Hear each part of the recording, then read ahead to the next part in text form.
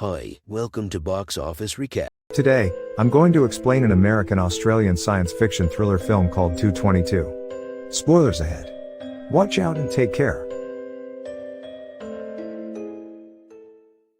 The movie starts as a man walks through the Grand Central Station, New York, with a gun in his hand. People around him notice the gun and start running away. He walks to another man who seems to be protecting a girl. Both the men point guns at each other when the security stops them. The camera pans to a clock, which shows that the time is exactly 2:22. Then, we can hear gunshots. Turns out it was just a dream. A man named Dylan wakes up from his dream, and progresses with his routine, listening to the news. The news talks about a star called Hamlin that died out 30 years ago, but its light is reaching the Earth 30 years later, and that this supernova will have effects on the Earth and its inhabitants. Dylan is then shown on his way to work, riding a bike and heading to the Grand Central Station to take the train. He works as an air traffic controller with serious talent in visualizing patterns. After work, he goes to a club, drinking with his coworkers, and receives a ticket to an aerial ballet as a gift for his upcoming birthday. The following day, at work, he starts to see constellation patterns in front of him. He starts to hallucinate about his recurring dream and cannot communicate with airplanes. He looks at the clock to see it is exactly 2:22. Looking closely, he realizes that the clock has stopped. Dylan comes back to his senses only when his colleagues call him. Dylan notices that the planes are about to crash into each other due to his pause. He quickly reports to the pilots and saves them from crashing by an inch. The passengers inside the planes are relieved. Dylan notices that the clock has started working again. Due to this incident, he is suspended for 4 weeks. The day after he was suspended, he attends the aerial ballet, where he sees a woman named Sarah, and is stunned by her beauty. After the ballet is over, everyone is at the after party. Dylan approaches Sarah and introduces himself. They go to a restaurant and start talking. Dylan tells Sarah that his father was a pilot and that he also trained to be a pilot but could never become one, as he was afraid of flying. Sarah tells him that she works at the Howard Pace Art Gallery. He also tells her about being suspended from work, and he finds out that Sarah was on the plane that almost collided with the other aircraft at 2:22 p.m.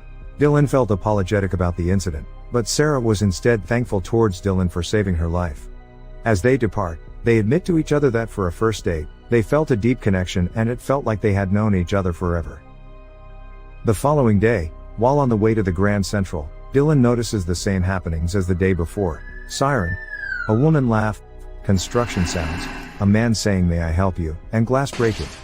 As he arrives at the Grand Central Station, at 2:21 p.m., he sees a businessman reading his newspaper, a couple hugging each other, a line of preschoolers where the last child in line drops something, and a pregnant woman under the clock. At exactly 2:22 p.m., the window of the station shatters. He then goes to meet Sarah and asks her out to an early dinner. He goes to Central Park with her for ice cream. Sarah reveals that she had stopped dancing because of an injury. Dylan feels bad, so to cheer her up, he plays a song and starts dancing in front of her. She joins him and the two happily dance together in the middle of a busy park.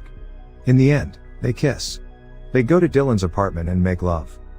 The next morning, they lie on the bed and cuddle. Dylan asks Sarah where she got her necklace from, to which Sarah replies that it was from her ex-boyfriend, Jonas, who happens to be the main artist of the gallery at which she works. Dylan asks when is Sarah's birthday and they find out that both of them were born on the same day, April 18, 1986, and they are both turning 30 within a week's time. Dylan suddenly hears a car crash on the road below his apartment at exactly 9:15 a.m., and he tells Sarah that it is the third day in a row that the same incident had happened. Dylan then takes a cab, going to Grand Central.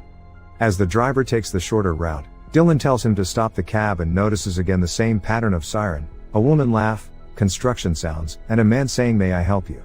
Dylan then shouts for the cab to stop, and this infuriates the cab driver, who turns around to tell Dylan off for shouting at him. Just then, another car hits them both, causing the breaking of the cab's glass windows. Even though Dylan is injured, he goes to the Grand Central Station and sees the exact same pattern of events.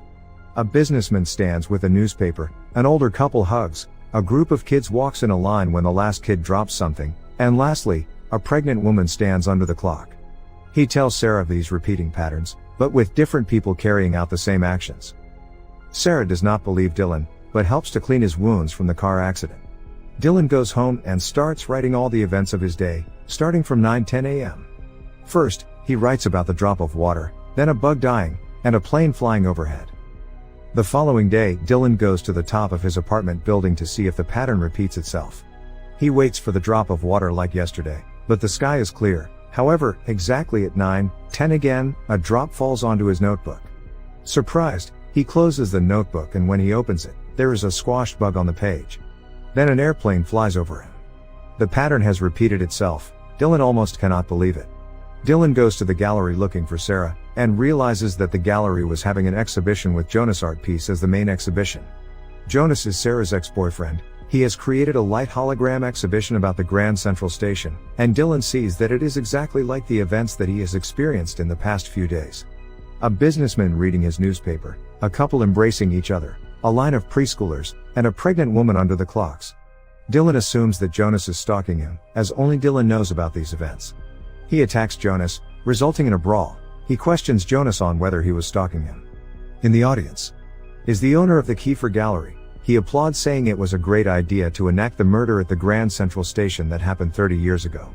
Sarah apologizes to Jonas about Dylan's attack, and puts her relationship with Dylan on hold. Later that day, Dylan texts Sarah to beg for her forgiveness. In the meantime, he finds a stack of envelopes hidden in his home. He finds out a man named Jake Redman had written these letters to a woman named Evelyn. Upon investigation, Dylan finds out that Jake Redman lived in his apartment 30 years ago, back in 1987. He also finds an article online and finds out about the murder that happened 30 years ago in Grand Central. Jake Redman was the murderer. He killed his lover, Evelyn, and a police officer in the middle of the Grand Central. Evelyn was even pregnant at that time. The murder occurred exactly at 2:22.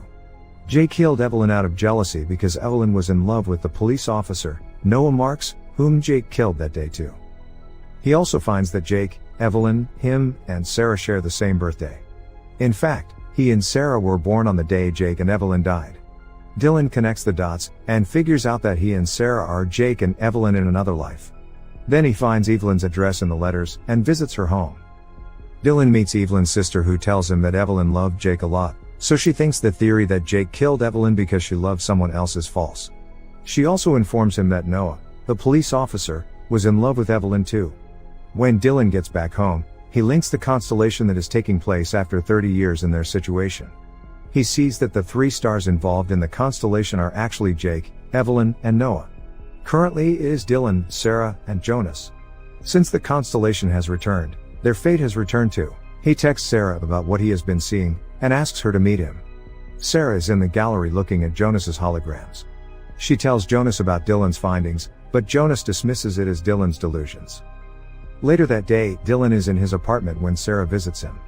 She sees him distressed and tries to console him. Dylan tells her that since the following day is their birthday, there is a chance he can kill her. Like Jake killed Evelyn. So, he tells her to go away and never meet him again for their own good. After Sarah leaves, Dylan loses control and starts breaking things around his apartment.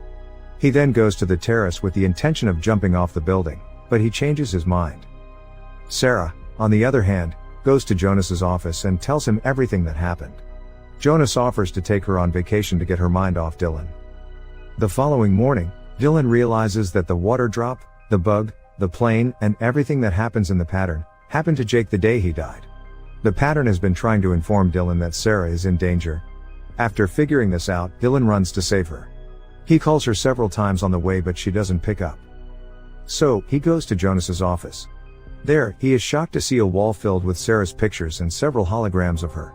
He realizes that Jonas is obsessed with Sarah. He also finds an empty case of a gun and is now sure that Sarah is in danger. He rushes to the station to find her. Meanwhile, Jonas and Sarah are in the Grand Central Station buying the tickets for their journey. Jonas tells Sarah to wait for him under the clock. History is repeating itself. Jonas returns to her with the tickets. He too realizes that they are living their past. Sarah tells him that she cannot go with him because she is in love with Dylan. Agitated, he asks Sarah to tell him that she loves him, but Sarah refuses just as Dylan arrives at the station. Jonas, thinking that Sarah called him there, gets enraged and makes his way towards Dylan with a gun. Sarah begins to see the same characters that Dylan had described. The businessman, the couple who hugs, the children, and so on. She comes to realize that everything that Dylan said was true. But that also means the pregnant woman under the clock is Sarah herself. Jonas first points his gun towards Dylan, and then he points to Sarah, saying that if he couldn't have her, neither could Dylan. Dylan shields Sarah just in time, but he gets shot at 2:21 p.m. The events from 30 years ago plays out, and at exactly 2:22 p.m., Jonas gets shot by the police who have followed Dylan there. Dylan falls in Sarah's arms and momentarily closes his eyes. He has visions of Jake and Evelyn being affectionate. Luckily, he does not die.